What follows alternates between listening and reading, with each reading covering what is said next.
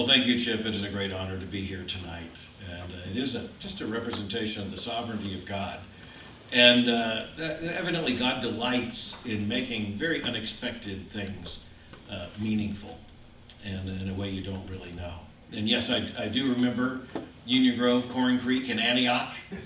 And it has been a long time, but the Lord has blessed us both, and I'm very, very thankful. It's good to be here among friends at Westport Road Baptist Church, but it takes me back. The reason I'm here is because of my connections to the Gachet family through Southside Baptist Church. And I grew up in that church, was baptized in that church. The pastor of that church was a formidable figure named T. Rupert Coleman, called behind his back, but only behind his back, Troopert. He was a product of Richmond, as was his very elegant wife. And he went to Duke and then came and did his PhD at Southern Seminary under A.T. Robertson. And he was the man who baptized me. Robertson studied with the founders. It's just in God's providence. That's just 4 generations. We're all the way back to the founding of the school. Dr. Coleman was a formidable high church Baptist. I was raised in a very high church Baptist tradition. The people around Lakeland called Southside Baptist Church Baptist-Capalian. Formal service, pipe organ, formality, all the way down to the architecture. It was a little bit of a clash with Florida in that Mrs. Coleman wore elbow-length gloves, white gloves, when she first came. She got over that. And Dr. Coleman wore a morning suit on certain Sundays. And I grew up with that. Southside was the epitome of the tall steeple Southern Baptist Church. The first commissioning service of missionaries outside of Richmond was held at Southside. I grew up meeting Southern Baptist leaders. I was a student at Southern Seminary when Dr. Duke McCall was the president. Dr. McCall would often preach at Southside Baptist Church. I can remember meeting him when I was just a very young boy. And a part of being at Southside Baptist Church was knowing the Gachet family. And Chip, I'll just correct you in one thing. I did not live in their neighborhood. That was a very rarefied neighborhood. I got to visit their neighborhood. And Dr. Gachet was the founder of a very prominent Central Florida pediatric practice. It was known as the Children's Clinic. My first memories of Dr. Gachet are not happy ones. As a child taken to the pediatrician, it was rarely a celebratory event. And so I always associated Dr. Gachet with 2 cc's bicillin intermuscular, which for a child, like we didn't figure out what that meant. You're getting a shot. Dr. Gachet was one of the most prominent figures in Lakeland, and they lived in a very rarefied neighborhood. Their next door neighbor, I believe, actually was Lawton Childs, who served 3 terms as governor of Florida and also served as United States Senator. The Childs family was right. The Gachet family, the Childs family, the McDonald family, this was the royalty of Central Florida.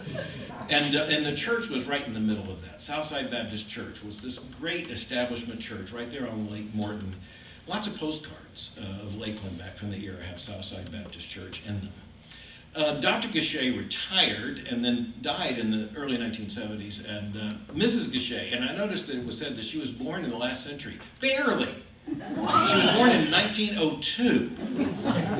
And, when you're a child, every adult seems inestimably old.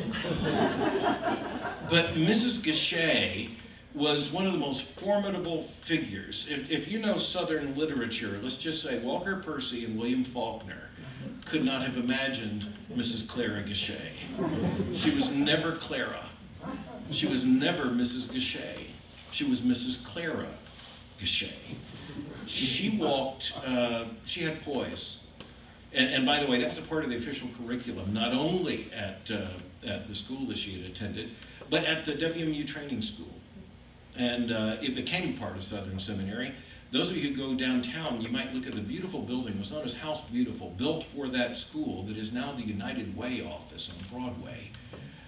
Right next door, I believe, is where Justice Brandeis grew up as a boy. So it's a very interesting place. And of course, the seminary in 1928 moved out to Lexington Road.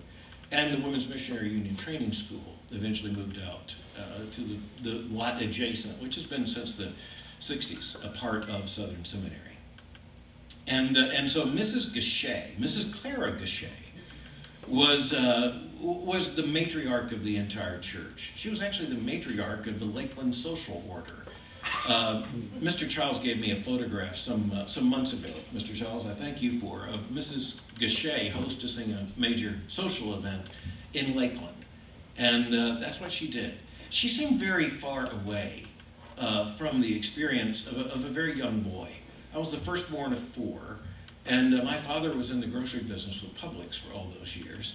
And Publix is very much a part of the Lakeland fixture, and was where the company was and is headquartered. Major executives of the company were there. The senior vice president of the company, Mr. Hollis, was the very first to call me Mr. Moeller. He stood there welcoming children into the children's building for Sunday school, and he welcomed me, I don't know, I was probably 7 or 8 years old, maybe younger, and he welcomed me to Sunday school, Mr. Moeller. I thought that was mighty fine. I didn't even know how important he was. It just meant a lot to me. I was nurtured in that church and by Christian parents in the most marvelous way. I simply cannot ever repay the debt I know to Southside Baptist Church. And there I heard the gospel, and there I responded to the gospel, and I was in everything, not as a volunteer. I would have volunteered, but my first understanding of the doctrine of election came from my parents. I was in the choir, I was in Sunday school, I was at everything by their election. It was their predestination that explained why I was at everything. And I just assumed everyone else knew the same warm-hearted, evangelical, gospel-centered Christianity that I did, a high church Christianity, but a very scriptural. The catechism of the church was Broadus's catechism when I was just a child. I just assumed all churches were like that. Dr. Childs, having died, was memorialized by Mrs. Childs with the Gachet Memorial Chapel. The building was built all at the same time. Southside built this massive, grand, they called it Southern Colonial, which in Florida meant it looked just like the chapel at Southern Seminary, though yellow brick, reflecting Florida. And so it was this beautiful, beautiful structure. And the Gachet Chapel was built, and Mrs. Gachet, Mrs. Clara Gachet, was the donor of that beautiful chapel. Now, I'll just try to make this of greater haste.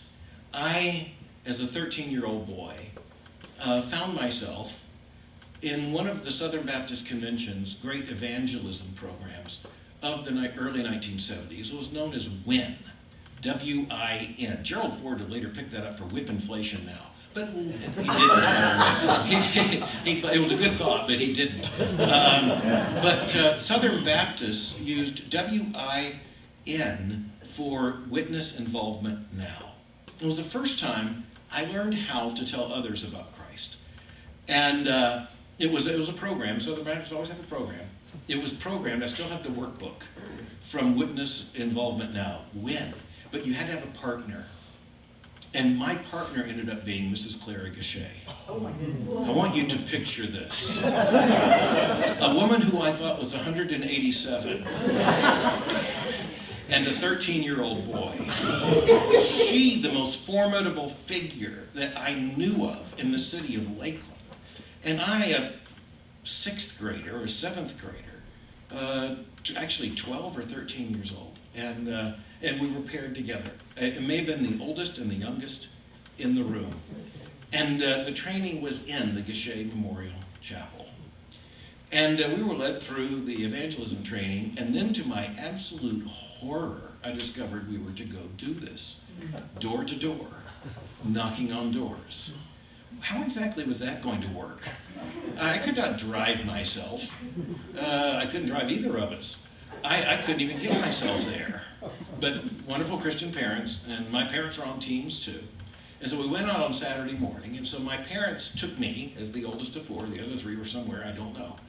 And I met up with Mrs. Gachet, And Saturday after Saturday, we would spend the morning knocking on doors, inviting people to Southside Baptist Church, and where possible, sharing with them a word of the gospel. Mrs. Gachet was she who will be obeyed.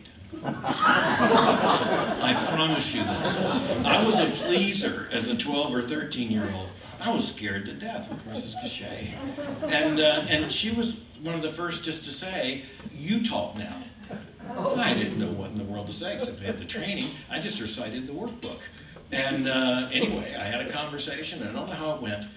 I don't remember much about that occasion, but I do remember those Saturday mornings where Mrs. Gachet was unembarrassed to have a 12 or 13-year-old boy as her partner to go knocking door to door. She was so kind to me.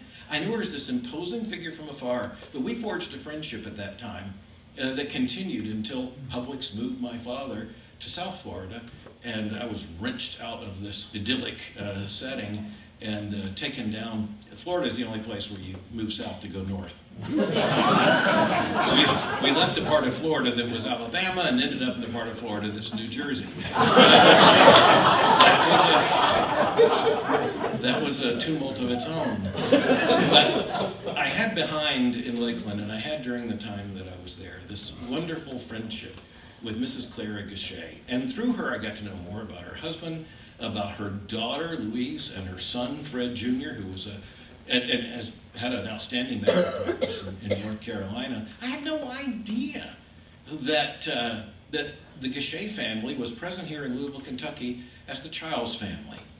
And later, got to know Joe and Louise, and to come to know of that amazing act of God's providence in all of a sudden, my boyhood showing up. And I find it absolutely beyond my imagination that this is the second Gachet Memorial Chapel in which I've had the honor of being, and for a very happy occasion. Mrs. Gachet was kind.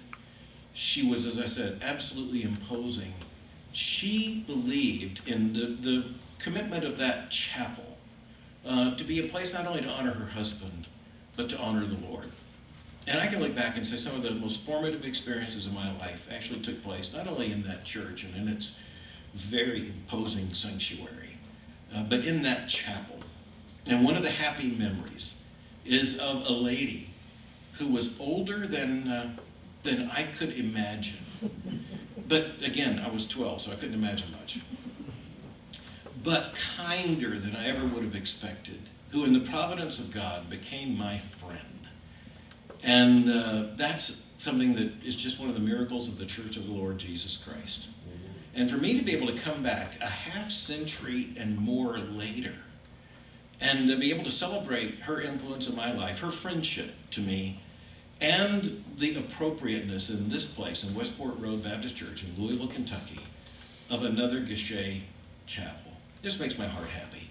I hope in the sharing of this it makes your heart happy.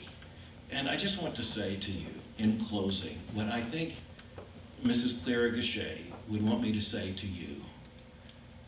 Pay a lot of attention to the 12-year-olds in your church, because it makes an eternal difference. Mr. Childs, thank you for this honor. Congratulations to Westport Road Baptist Church.